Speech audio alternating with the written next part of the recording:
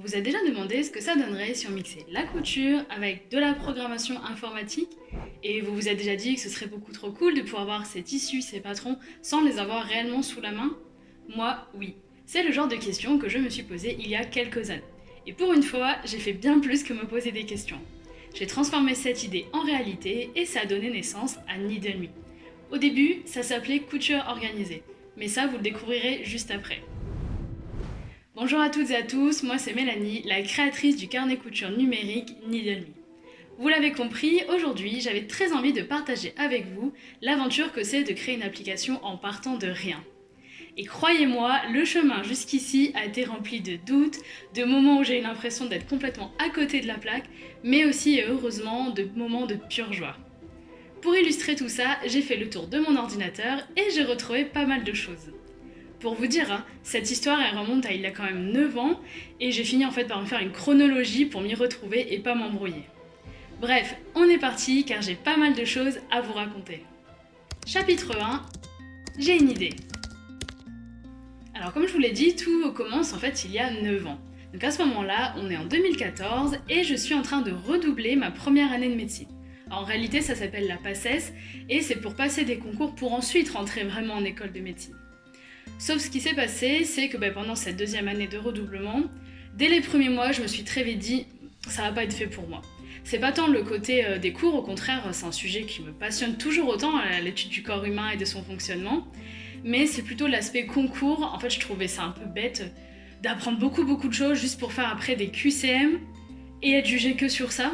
Alors qu'au final, moi j'adorais, j'avais envie d'aider les autres, j'avais envie d'être utile, et tout ça c'était pas du tout pris en compte dans les concours. Bref, je me dis, c'est pas pour moi, je vais partir faire autre chose, et à ce moment-là, je me dis, pourquoi pas faire un BTS en informatique. Donc cette idée, elle m'est pas venue de nulle part. Mon copain était développeur web, et il a commencé à montrer un peu comment ça fonctionnait, et ça m'intéressait de plus en plus.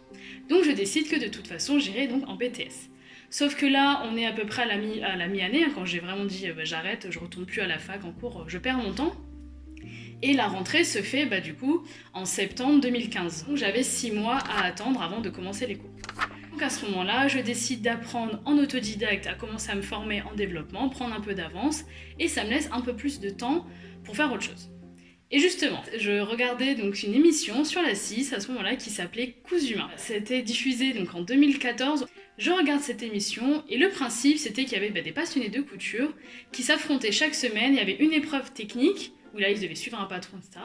Et une épreuve créative où là il fallait inventer un projet, voilà. Et plus je regardais, plus je me disais, c'est vachement bien ce loisir en fait, ça me donnait vraiment envie. Et surtout que le côté vêtements, déjà à ce moment-là, j'ai toujours eu du mal à trouver des vêtements qui me plaisaient en boutique. Donc je me dis, pourquoi pas essayer ça. J'appelle ma maman qui me demandait ce que je voulais à Noël, et j'en profite, je lui dis, écoute maman, pour Noël, cette année, j'aimerais bien une machine à coudre. Quelques mois plus tard, Noël 2014, je me découvre sous le sapin ma première machine à coudre qui est une Toyota Eco 26B. Et là, la première fois que j'ai voulu l'essayer pour faire un petit projet, donc je suis partie sur une trousse, vraiment le projet pour débuter, et franchement, c'est flippant au début.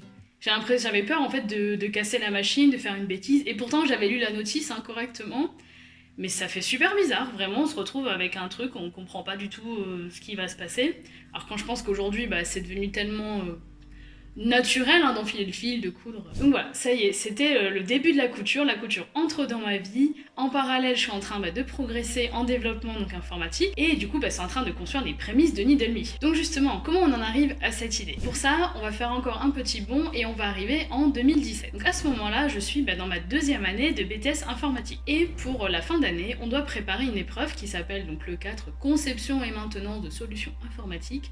En gros, il fallait créer une application, un logiciel, quelque chose en informatique. Et pour ça, on avait au niveau du sujet le choix. Soit il y avait des sujets qui étaient préconçus, proposés par l'école, soit on pouvait proposer notre propre sujet. Donc là, je sais pas si vous voyez le truc venir, j'étais déjà en train de continuer à apprendre la couture et à aimer ça de plus en plus. Et là, je me dis, il y a peut-être moyen de mettre de la couture dans mon BTS. Ce qui était plutôt... ce qui me donnait plus envie en fait, on va dire, ça me motivait plus à travailler sur ce sujet. Donc il faut savoir que déjà même, pendant mes années de BTS, je commençais déjà à me dire ça serait pas mal si je pouvais voir tous mes tissus directement sur l'ordi, sans aller en fait dans l'atelier. Et surtout sans défaire à chaque fois mes coupons pour vérifier le métrage, parce que je le notais pas forcément en plus à ce moment-là. Donc je dis, ça peut être pas mal. On revient à cette épreuve, je demande à mes professeurs si c'est ok de faire ça, et je vais commencer à faire des petites recherches pour voir quand même ce qu'il existe déjà. Donc je fais mes petites recherches sur Google, et là je me rends compte qu'à ce moment-là, il n'y a pas grand-chose. Il y a quelques applications mobiles, mais qui sont principalement sur Apple, et je vais tomber assez vite sur l'article de Camille de Girendo, sur son blog qui s'appelle L'attaque du découbit, où elle est en train d'expliquer comment elle s'organise avec Trello. Donc Trello, si vous ne connaissez pas, c'est un outil de gestion de projet, d'organisation, mais qui n'est pas du tout spécifique à la couture. En fait, là, on va le détourner pour s'en servir pour la couture. Mais je me dis, justement, ça serait peut-être bien de créer un outil dédié à 100% pour la couture. Ça va être pensé pour, ce sera après rempli avec ce qu'il faut pour.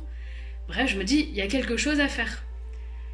Donc ça me motive en fait encore plus pour faire mon projet, parce que vraiment il y a tout à faire, donc c'est un super challenge, et ça j'aime bien, quand il faut venir concevoir de nouvelles choses, apporter de nouvelles idées.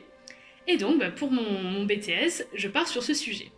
Et récemment, j'ai retrouvé en plus vraiment le sujet du BTS. Quand j'ai revu ça, ça m'a fait pas mal sourire. Où on avait marqué avec les professeurs, on avait dû inventer une situation professionnelle, comme quoi il y avait des couturiers indépendants qui voulaient une application mobile avec une application web pour gérer leur projet couture, consulter leur inventaire de tissus en dehors de leur atelier, prise en photo de leurs coupons, etc. Donc quand j'ai revu ça, vraiment, trop drôle. Je me suis dit, voilà, c'est vraiment ça en fait la genèse de Needle Me. Voilà, elle est là, vous l'avez sous vos yeux. Donc pour mon projet, je vais même carrément décider de faire des maquettes graphiques. Donc comme vous pouvez le voir, j'ai choisi comme nom très simple et efficace, couture organisée. Voilà, on va faire plus simple. Et je suis partie sur un design assez simple, assez sobre, mais voilà, ça faisait très bien le travail pour ce moment-là. Et donc j'ai commencé à le développer avec les connaissances que j'avais à l'époque. Donc j'ai bel et bien présenté ça pour mon épreuve finale de BTS, et c'était trop cool en fait d'avoir ça dans toutes mes épreuves, ça me changeait un peu. D'avoir amené un peu de couture, je trouvais ça vraiment génial. Chapitre 2, de l'idée au lancement. Je viens de terminer donc mon BTS et je choisis de faire une licence professionnelle toujours dans le milieu du développement informatique. Pour ça, je vais être en alternance, et là ce qui va être intéressant, c'est que pendant toute l'année, je vais être en alternance dans une petite start-up, on est vraiment en 3-4, et ça va être super enrichissant pour moi. Parce que c'est vraiment un premier pied dans l'entrepreneuriat, dans le sens où je vois d'autres personnes qui entreprennent. Et je vais me prendre d'ailleurs de passion pour le sujet. Je vais regarder beaucoup de vidéos, notamment à l'époque, qui existe toujours, il me semble, Coup d'État, qui proposait pas mal de vidéos d'entrepreneuriat, comment on construit un produit, comment on trouve un marché. Je m'en sers aussi dans ce que je fais en alternance. On va m'y laisser faire du développement informatique, à la base je suis là pour ça. Mais on va aussi me laisser continuer à faire des maquettes graphiques et plein d'autres choses. Donc vraiment super enrichissant pour la suite de Needle Me, je vais apprendre plein de choses pendant une année. Et en parallèle donc de mon alternance, je vais continuer à réfléchir à mon projet et je vais vouloir, bêtise ou pas, tout changer.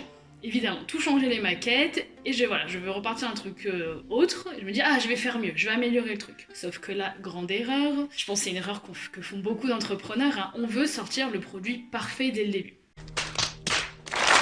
Spoil, c'est pas possible en fait, ça n'a pas de sens.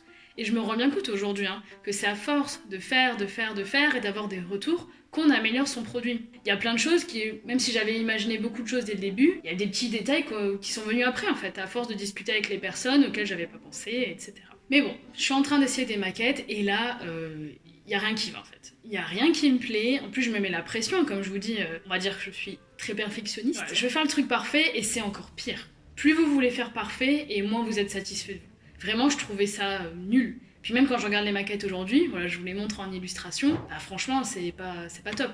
C'est trop blanc, c'est plat, et il se passe rien. Donc vraiment, ça ne me plaît pas. Je vais faire des petits tests et ça va en rester là. Et en parallèle, je vais continuer mon alternance, je vais aller sur ça. Pendant ce temps-là, je vais aussi réfléchir, un nom.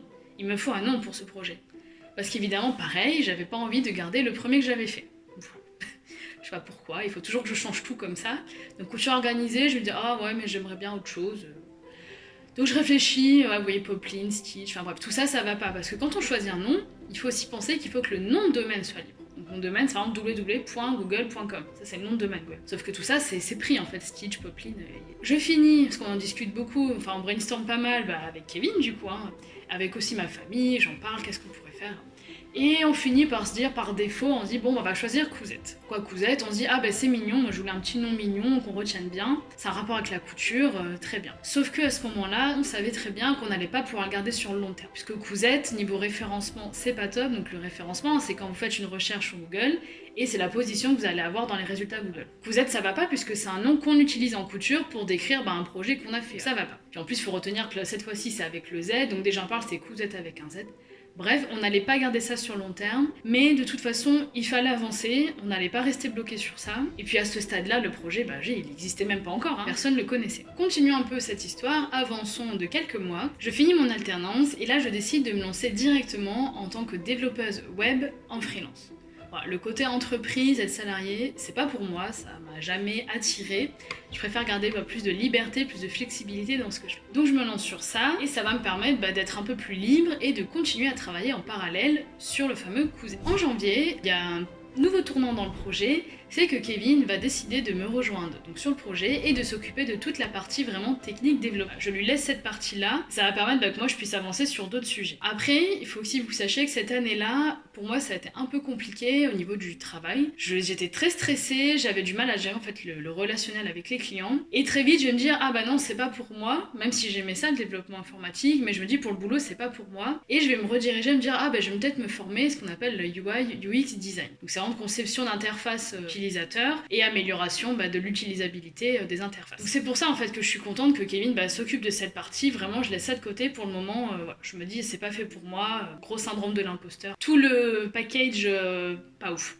Je me forme donc en parallèle sur d'autres choses, je commence à acheter des bouquins, je commence à acheter aussi des formations, vraiment je fais ça toujours en autodidacte. Et c'est cool parce qu'en fait je vais apprendre plein de choses qui vont m'être utiles après pour Needle Me. En parallèle de tout ce travail, vous l'avez deviné, j'ai encore voulu changer les maquettes. Enfin, elle me plaisait pas du tout, de toute façon, celle que je vous ai montrée avant, donc je continue à faire des recherches. Mais je suis toujours pas convaincue, je sais pas, il y a un truc qui me gêne, j'aime pas, ça va pas. J'arrive pas à trouver ce que je veux. Sauf que comme je vous l'ai dit, Kevin m'a rejoint cette année-là, lui, il a pas du tout ce problème-là. Donc pour lui, c'est il faut que tu me donnes des maquettes, il faut que tu me donnes des spécifications fonctionnelles.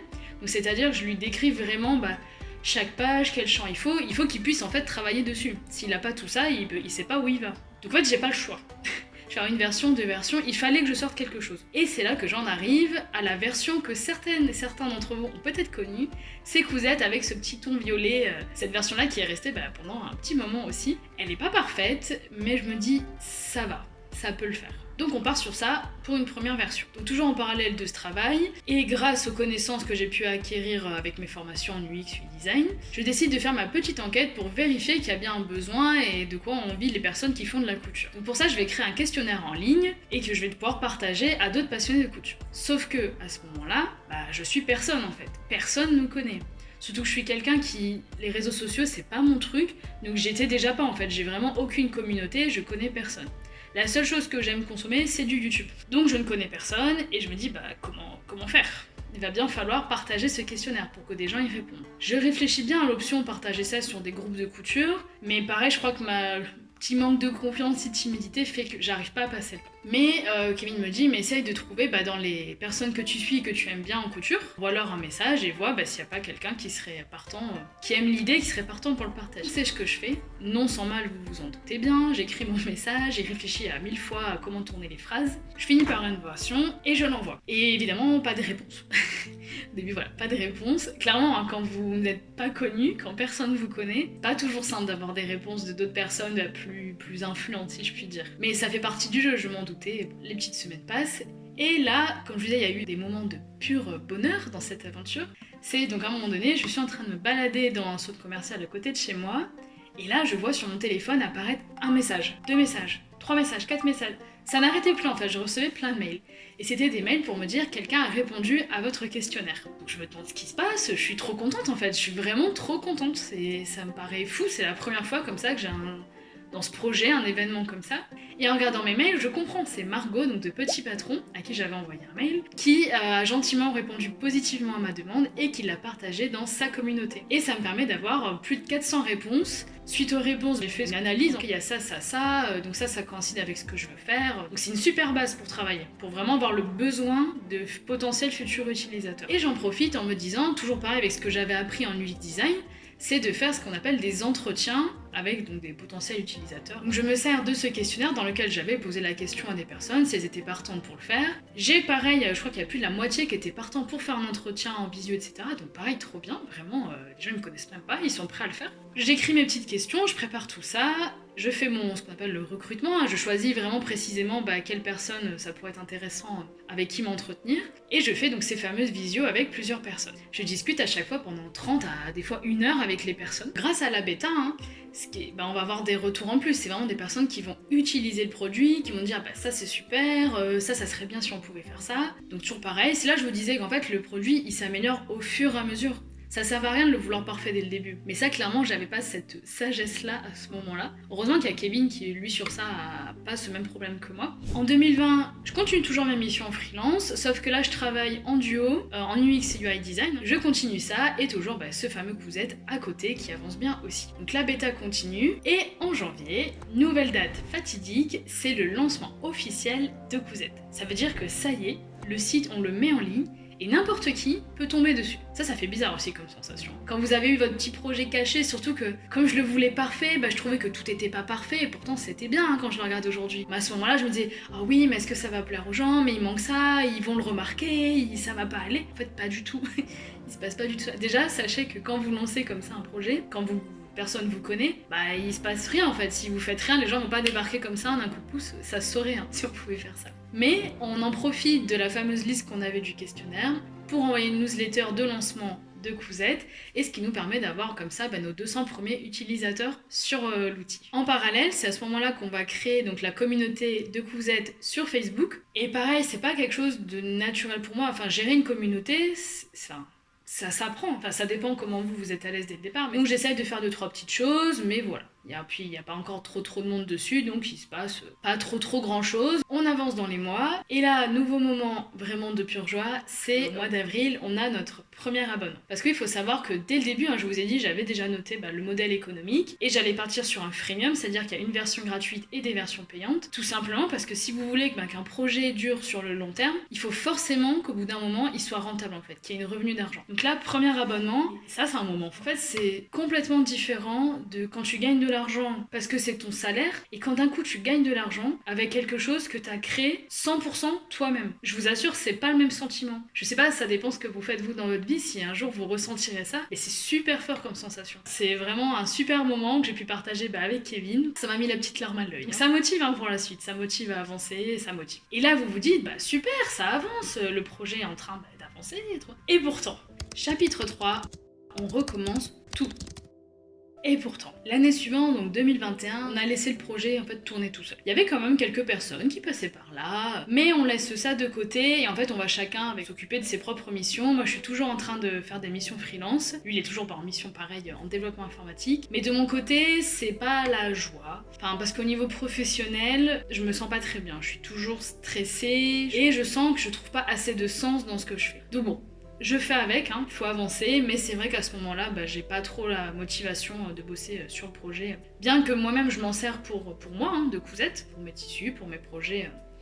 Il est quand même maintenu, il est là, et voilà, il continue à vivre. Donc les mois passent, et on arrive en 2022, et plus précisément vers mai 2022. Donc là on se dit avec Kevin, c'est Kevin qui me met un peu un ultimatum, qui me dit, soit le projet, tu trouves le moyen de faire qu'il y a du monde qui vient dessus, qu'on soit donné de la visibilité, soit malheureusement on va arrêter là en fait. Donc le site il serait toujours resté en ligne, de toute façon ça on va pas stopper le site comme ça, mais on n'allait plus forcément travailler dessus, il a juste être maintenu le minimum qu'il fallait. Sauf que quand il me dit ça, je pense que ça a été un peu l'électrochoc, et je me dis non, franchement, après toutes les heures qu'on a passées dessus, je peux pas abandonner comme ça. Je peux pas laisser couler Cousette, c'est pas possible. Donc je me dis, allez, il faut se faire violence, on a besoin de visibilité, c'est ça qui nous manque. Et je crois que là, pas le choix, il va falloir passer par les réseaux sociaux. Notamment, j'ai choisi de passer par Instagram. Mais je sais pas du tout comment on fait un post, comment on fait une story, bref, il faut tout apprendre. Heureusement, j'aime bien apprendre, mais là, voilà, il y a le côté confiance en soi aussi, il faut oser faire des choses que d'autres personnes vont voir. C'est pas quelque chose de si simple que ça.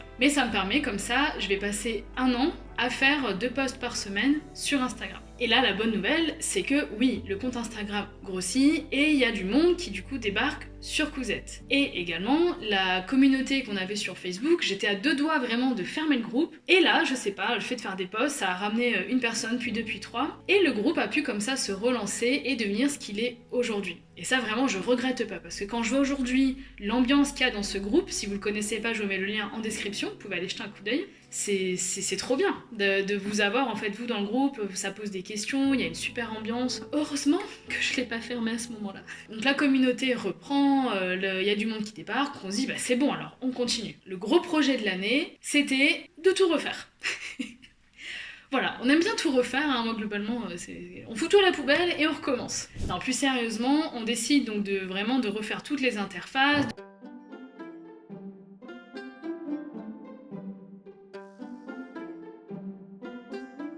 de refaire l'identité graphique.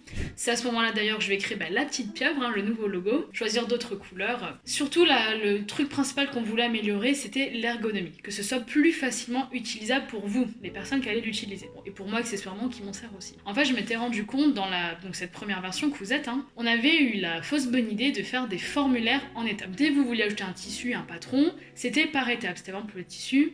Étape 1, le style, je mets la photo, les couleurs, les motifs. Ensuite, hop, suivant, étape 2, le stock, étape 3. En fait, c'était pas pratique.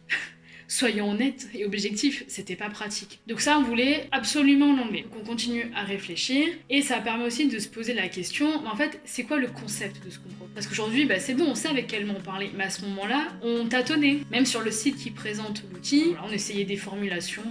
À ce moment-là, je vois, en grande fan du magasin Cultura, je vois qu'il y a de plus en plus de carnets couture en version papier. Et je me dis, mais en fait, finalement c'est un carnet couture, mais en version numérique. Et c'est de là en fait tout est parti pour la nouvelle version avec Kevin. On se dit, ah ouais, c'est super, c'est une bonne idée, on part vraiment sur ça. Et on se dit, là, l'intérêt, c'est qu'on bannit les trucs par étapes, et on va laisser les gens remplir ce qu'ils veulent. Il n'y a plus d'étapes, vraiment, ils ont tout sous les yeux, et ils remplissent. Comme dans un carnet couture. Donc on part sur ça, sur cette inspiration-là. Du coup, je repars sur des maquettes, mais là, c'est beaucoup plus fluide. C'est l'occasion aussi pour Kevin, il en a profité pour entièrement refaire toute la structure au niveau du code. Il a fait ça tout simplement pour que le projet, comme on voit qu'il commençait petit à petit à avancer, qu'il soit vraiment maintenable dans le temps et plus évolutif. Ça veut dire améliorer même la sécurité, faire que le projet, on puisse facilement ajouter des nouveautés dedans. Bref, voilà, c'est toute la partie technique. Là, il part sur une base, on va dire, plus saine, et qui est prévue pour le long terme. On en profite également pour complètement changer la tarification. On va sortir, du coup, maintenant, il y aura 2 abonnements. Il y aura la version gratuite, Passion et Premium. Alors, si vous pouvez regarder tout ça en détail, on a tout détaillé sur la page abonnement. Et on en profite aussi, Kevin en profite en tout cas, pour utiliser Stripe sur, Cousette. On délègue complètement cette partie-là, la partie paiement, pour que ce soit le plus sécurisé pour vous. On annonce la sortie officielle de cette toute nouvelle version. Je crois que c'était vers septembre, fin août-septembre. Ça, c'est toujours un peu... Moi, je t'avais un peu les cheveux codes, la veille. Je me dis, oh là là, mais imagine, ça plaît pas à ceux qui sont déjà là, au final, ils s'en vont, ça leur plaît plus. Ouais, moi, ça me fait un peu peur, hein. Y a le regard de l'autre, après, il y a le jugement, qu'est-ce qu'on va en penser? Il faut le sortir, ça sort. Les retours, forcément, ceux qui utilisent, faut s'habituer, c'est plus du tout pareil. Mais globalement, ça se passe bien. Et c'est là où on voit aussi la différence, c'est qu'avant, les gens qui venaient, ils faisaient 2-3 tissus, etc. Et ils n'allaient pas non plus suggérer des patrons. Parce qu'il faut savoir que dès le début, la partie patron tech, je l'ai voulu communautaire. Ça, c'est vraiment été dès le début du projet, je me suis dit, attends, les patrons, c'est commun à tout le monde. Donc quand quelqu'un remplit une fiche patron, c'est bête qu'une autre personne doive refaire la même fiche et encore une autre personne. On va faire une seule fiche et chacun pourra dire moi je l'ai, moi je l'ai, moi je l'ai. Et on avait laissé la possibilité aux gens de suggérer donc eux-mêmes des patrons. L'aspect donc communautaire. Et là je vois la différence, c'est qu'à ce moment-là c'est moi qui ai ajouté beaucoup de patrons, et sauf que plus le temps a avancé avec cette nouvelle version, et je vois aujourd'hui là en 2023, vous en suggérez plein en fait, on voit bien que c'est plus facile à utiliser, vraiment, moi je croule sous les suggestions, j'ai même plus le temps de les modérer comme je voudrais, mais bon je vais trouver des moyens pour y remédier, mais on voit complètement la différence, les gens mettent beaucoup plus de choses et ça se confirme là de plus en plus. Mais revenons sur l'année 2022.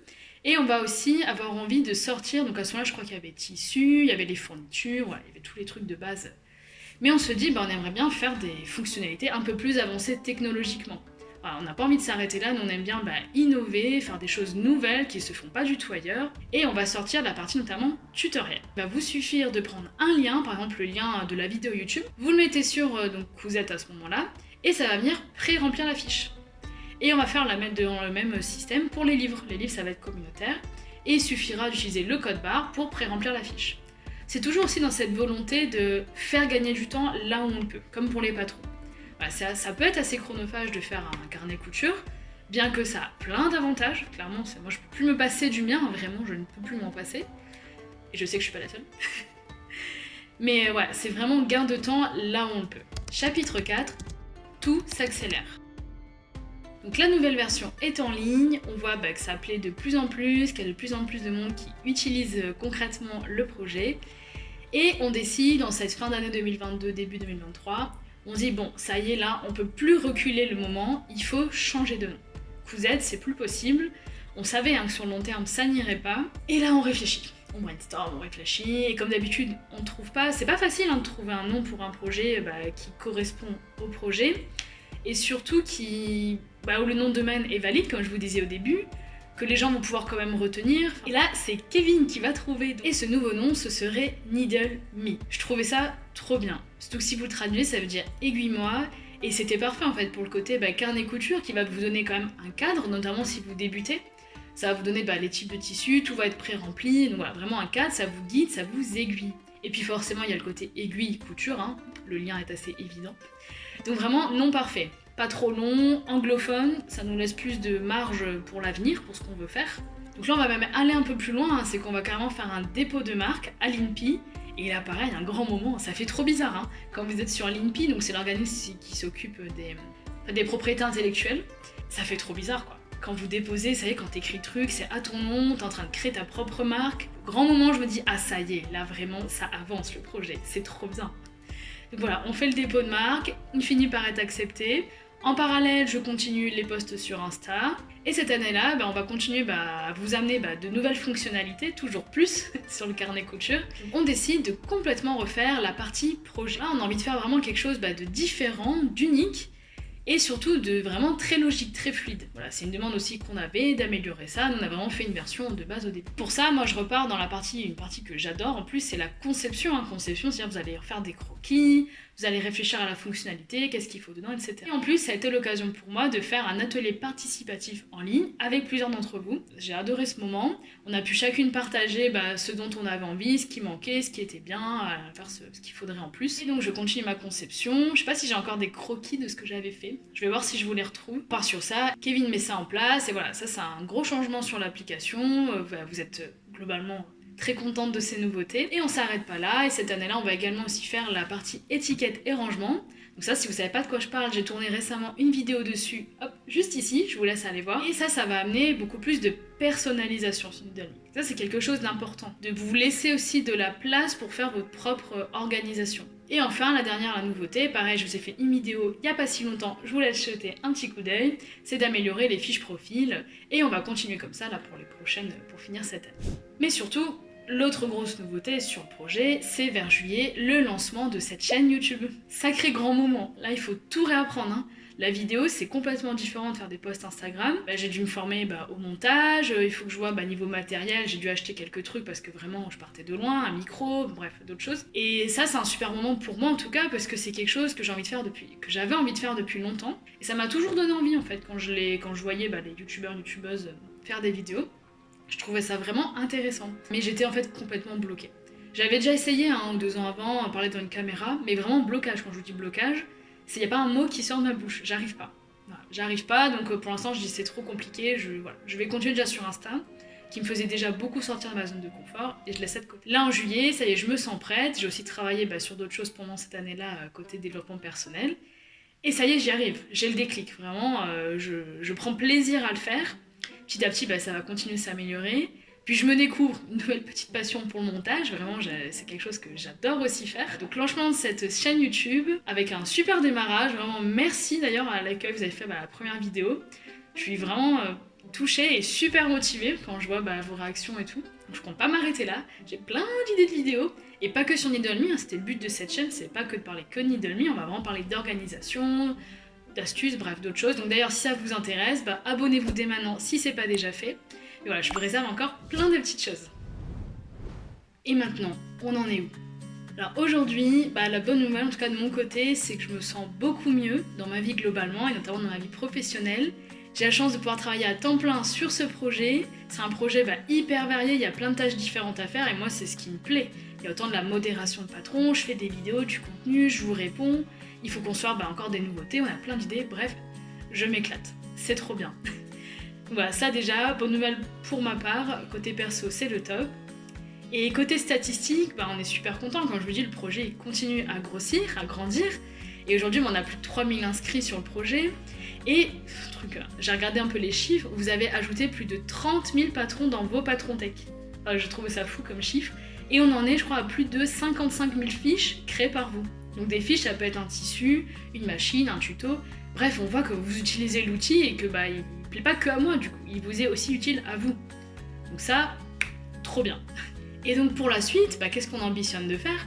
Nous, un de nos objectifs à long terme, et qui est ambitieux, mais il faut un peu d'ambition, c'est de devenir vraiment la plateforme de référence pour tous les passionnés de couture. Et d'ailleurs, même si vous n'êtes pas intéressé par le côté carnet couture, on compte en fait sortir d'autres produits, voilà, on a plein d'autres idées en tête. Et aujourd'hui, pour vous dire, je pense qu'on n'est même pas à un quart de tout ce qu'on ambitionne de faire avec Kevin.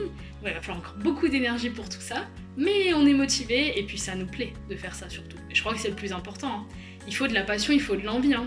Comme je dis, un projet comme ça, c'est vraiment un marathon, c'est sur la durée. Enfin, on voit bien, il y a des vagues, d'un coup il y a un bas, un coup il y a un haut. Ça fait partie, je pense, des projets entrepreneuriaux, c'est comme ça, et il faut aimer ça. Sinon, on peut pas tenir dans la durée. On a d'autres idées en tête, là, par exemple, on avait sorti la Patron Tech en public, donc ce qui vous permet d'utiliser sans vous inscrire, donc ça fait un produit finalement en plus, hein. Il y a le carnet couture, la Patron Tech. Puis je suis contente, c'est que dans cette Patron Tech, on met en avant vraiment tout type de marque, il y a de la place pour tout le monde, des plus petites marques aux plus grandes marques.